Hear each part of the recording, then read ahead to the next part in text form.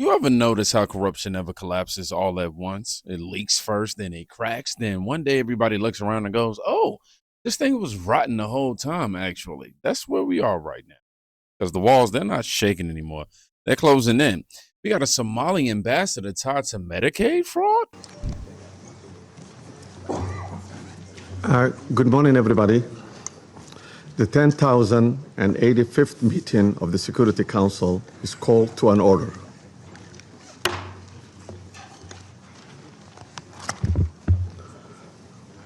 As this is the first formal meeting of the Security Council this year, I should like to extend my warm wishes on the new year to all members of the Security Council, the United Nations, and the Secretariat. In presiding over this first formal meeting of the Council in 2026, I'm happy to welcome the new members, Bahrain, Colombia, Democratic Republic of Congo, Latvia. Y'all, the president of the UN Security Council linked to a Medicaid fraud operation confirmed by HHS. Not, social media speculation. This is not a rumor. Federal confirmation on this. And notice how this always works. It's never a mistake. It's never one bad actor. It's always somehow tied to a taxpayer, and their money that was supposed to help people, and it didn't. This isn't small. This is international, and it tells you something important. This isn't random, and this is the system. When the system starts getting exposed, people at the center, they're going to start sweating and panicking. You know how that goes. Which brings us to Ilhan Omar. Trump shared this today. How did the poorest member of Congress become one of the richest members of Congress in just a few short years, and she wasn't even born here? Ilhan Omar is the key to unlocking everything with the Somali fraud. Ilhan Omar has said many times that she is here to represent the interests of Somalia, and that's exactly what she's done in Congress. But she's also represented her own interests. Ilhan Omar entered Congress in 2018 as the poorest members of Congress. She had a negative net worth, negative $65,000 due to student loan and credit card and car debt. You'll find that at $174,000 a year, if she saved every single penny, she'd be worth a couple $100,000 after she paid off her debt. But that's not the case. Ilhan Omar is insanely rich. She's worth $30 million. How did that happen? Two things: massive fraud and her shady-ass husband and his shady finances inflating and ballooning exponentially Ilhan Omar's net worth. Ilhan Omar passed the Meals Act in 2022. This is an act that majorly deregulated federal government's oversight of meals programs for children. This is the same act that was used by her friends in Minneapolis in order to defraud the federal government of nearly $500 million. Ilhan Omar even worked at the kitchen that was committing the fraud, feeding the fake children, the real problem in Minneapolis, the daycares and the food centers. But then you get to Tim Minette. This is Ilhan Omar's third husband. This is a shady Democrat operative that launched venture capital firms at the exact same time that Ilhan Omar and her friends were defrauding the American taxpayers with the Meals Act. Those venture capital firms were stacked with Obama and Democrat operatives, and guess what? Their valuation ballooned at the exact same time that the fraud was going on. Rose Lake Venture Capital is listed as a $30 million asset on Ilhan Omar's disclosures, yet they don't even have a physical office in Washington, D.C. For such a successful firm, you'd think there'd be something more than a WeWork address, but that's all they got. And they're also scrubbing the names of their board of directors, which used to be staffed with a bunch of Obama officials, former ambassadors, and DNC apparatchiks, now completely gone. What's going on here? Also, a bankrupt and fraudulent wine company is also listed on Ilhan Omar's financial disclosures as being something that is paying her something like $1 million to $5 million worth of net worth, even though this company is totally fraudulent. It's not real. You call it, it's not a real number. Well, let's go ahead and give him a call and find out. Oh no, user busy. Well, I've done this like 20 times today. nobody ever answers because this wine company's fake. It was sued into bankruptcy because of, you guessed it, fraud. The name on one of their wines? The Devil's Lie. You can't make this stuff up. So Ilhan Omar has become obscenely rich in 1 year, going from one of the poorest members of Congress to one of the richest because of a shady venture capitalist company that nobody knows where their money's coming from, at the same time that the massive Somali fraud's ongoing and being paid by a defunct wine company that doesn't even have an operable phone number. The Devil's Lie. Ilhan Omar needs to be fully investigated for this fraud and her connection to it, and we need answers. We can't run a government like this. Oh my gosh. This right here. Here's the question nobody on the left will ever answer. How do you go from negative net worth to $30 million on government salary?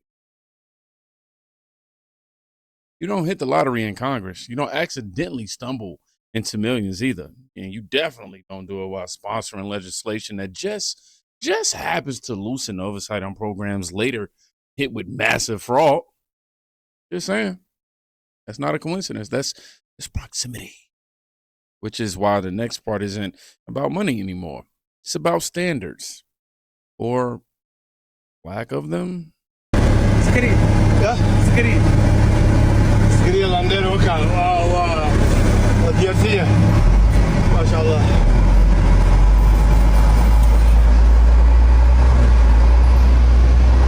حق الجفرة.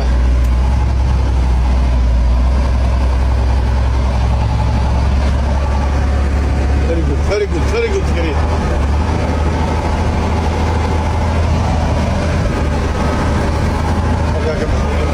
يتكلم معايا. هذا قصة. حق أبوه.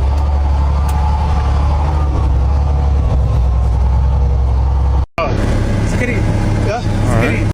So y'all see this right here? Hold on, let me zoom out. Maybe this will be better in this one. No permit, no problem. No permit, no problem. That's not a slogan. That's a confession. All right. These aren't scooters. These are commercial trucks on public roads and around your families. And the craziest part, we're told not to notice, not to ask questions, and not to sit here and connect the dots as we're doing. But when rules don't matter, only outcomes do. And the outcomes start looking real empty fast. People who 220 is finished. Okay. Why you take it? I'm sorry? Why you take it picture? What? So it seems like they're up and operating today. Huh? 230 client all Okay. right now is gone. That's good. Only me 3 still I'm waiting. Driver. Oh, for the driver? Yes. Oh, that's awesome. Yes, I'm waiting driver. What kind of things do you guys do with the seniors? Yeah. Because, I have grandparents as well, and I want to know how I can keep them happy and occupied. Yes, everything. Yeah.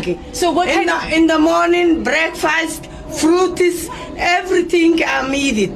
Really? All people. Second is lunch. Wow. Everybody lunch. If you want it, you take it home. Wow. Yeah. And what kind of games do you guys play? Or A lot of game. Really? Is there game? Just a lot of name. Yeah. But I don't speak good English. Oh, and Yeah. so your clients probably speak Somalian. What? Hold on. Yeah. It doesn't really seem like anybody in there speaks English. She was not happy at me for recording, but now she seems happy that she got to clarify that they give them breakfast and lunch. Really good at... Can I sing for the seniors? Can I perform for them? I want to offer them $40 to tour their center. Maybe if I just put the money in the door, they'll come. I think that's how they operate. So this person, I don't know if you guys can see. You can see that this person is hiding behind the door, just sticking a phone out. I haven't said that they've done anything wrong. I'm just here asking what they do with seniors. So we are within their office hours and their operating hours, not saying anything, but not allowed in, and there's no seniors here. It's also really convenient that they can just put on full face coverings to hide their identity at any moment. But what's wrong with recording? I can record without permission. Yes, I can. Wait, but why would you say this is not my house? This is not a house. I can't hear you through your face covering. Another Somalian has told me that it is illegal to record. Fascinating. They come later. Later when? Later how? Later who? That's what she said. They come later. No singers, no English, no answers. Just paperwork that somehow says, yep, send a check. Oh my God, this isn't compassion. This isn't care at all. This is exploitation wrapped in a moral shield for sure. And once you see it, you cannot unsee it. If you think this is just vibes, you're new here, my friend. Wait until you see the receipts. Next place that we went to was Ossel Family Childcare, and this is another one where we went together. This place has brought in $2.3 million in tax subsidies just since January of 2024. In January 2024, it was only like a $5,000 payment. So really since February. So that's just under 2 years. We got to this place, looked like crap. What did it look like? Yeah, I mean, first of all, the street, there were, broken down vehicles surrounding the street. It was a blue collar neighborhood, and that's fine. But then the actual house where this daycare was allegedly being run, I mean, it looked like a shack. Did it look like somewhere you would take your kids for daycare? No, absolutely not. And we were with another dad, and his two kids, going up to these places, and we spoke to the kids, and they even said they didn't want to go to daycare there. Yeah, so I think that's pretty telling. Yeah, so I mean, it looked like a rundown crack shack in a bad part of town. I mean, it was in rough shape. It's certainly nowhere that I would take my children if I had any. I couldn't imagine anybody taking their children there. So you actually spoke to the person who was in this house, and tell me what they said. Yeah, I mean, the person who was in this house came out in a hijab. She could barely speak any English, but simply said the owner wasn't there. We asked if there were any kids. She couldn't really answer that. But again, the same pattern of no application, owner isn't around, and they told us to come back, later on in the week. Yeah, and we spoke to two neighbors at this place. You spoke to one and I spoke to one. Yeah, I spoke to the next door neighbor. I straight up asked him, have you seen kids here? Is there a daycare? He's like, I haven't. Hey, do you guys know your neighbor here? Who? Your next door neighbor? Why? It's the Somali, right? I think so. Yeah. Do they run a daycare with children? I have no idea about that. Have you ever seen children at this house? No. No children? I don't see any. I don't know.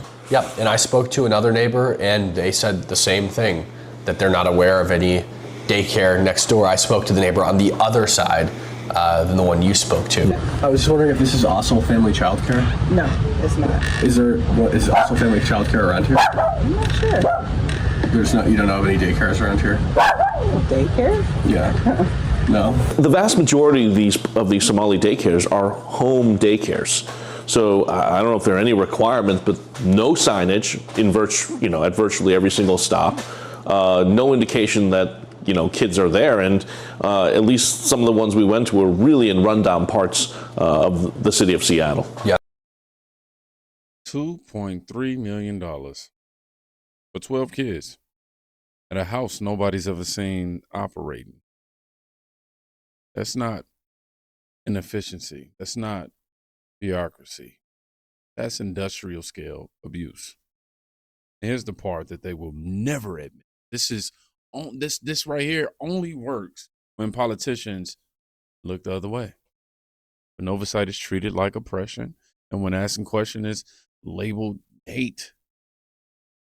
But gravity always wins. And once gravity kicks in, even the governors start to feel it. Does it surprise you what's happening with Tim Walz? Unfortunately, it doesn't. The scale of the fraud that the Trump administration, with the help of great independent journalists like Nick Shirley, is uncovering right now is surely shocking. But President Trump has been calling out Tim Walz for his incompetence and corrupt leadership for a very long time. And Trump was right about everything. This is another example of that, which is why Governor Walz is dropping out of the race for re-election today. This is a man who can no longer even win the support of the voters within his home state because his policies have failed them. And now the great people of Minnesota, a state that was once known as the land of 10,000 lakes, has been turned into the land of 10,000 Somali schemes because of their governor. And don't forget, this is a guy who was at the top of the Democrat Party's ticket, the number 2. He was Kamala Harris's running mate just about a year ago until President Trump crushed them last November. And it was in large part because the president was calling out this fraud. And so this has been a day one priority for the Trump administration, Jesse. The Department of Justice has convicted and prosecuted nearly 100 defendants in Minnesota. And because of these new details and this new reporting that has come to light, this is a all hands on deck across the entire government effort. We are surging resources. You saw today the Department of Homeland Security announced we have nearly 2,000 agents from the Homeland Security Investigations Team. The FBI is on the ground, and we're freezing money. HHS cut off funding for child care centers and for daycares. USDA Secretary Rollins has been asking Governor Walz to see the recipients of SNAP in his state. So this is all hands on deck. Rest assured, it's a top priority for President Trump. And he believes that Governor Walz is criminally liable. And I think the Department of Justice is going to find out. Well, they should, because it's too much money to lose. You can't say, oh, oops, I don't know where it went, especially when all of those whistleblowers going crazy and the AG there, Ellison, acting like he was running PR for these Somalians. So down in Venezuela, there's a lot of action. And the country is thrilled with the precise, flawless military execution overseen by the commander-in-chief and the team. What comes next?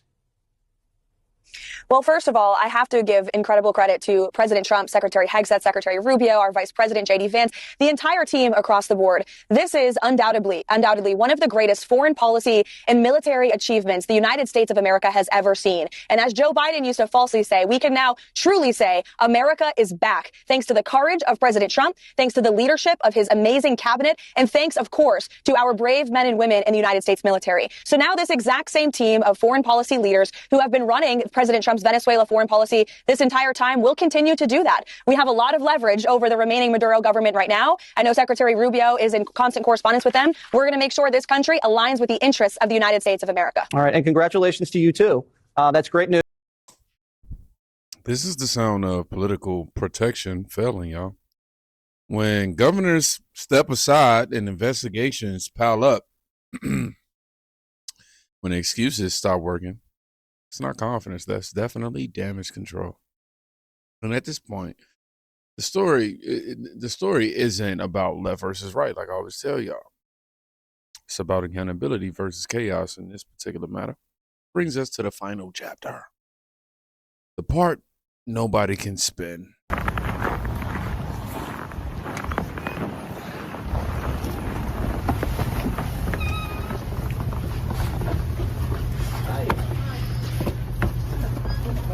Are you guys associated to the business next door? We're trying to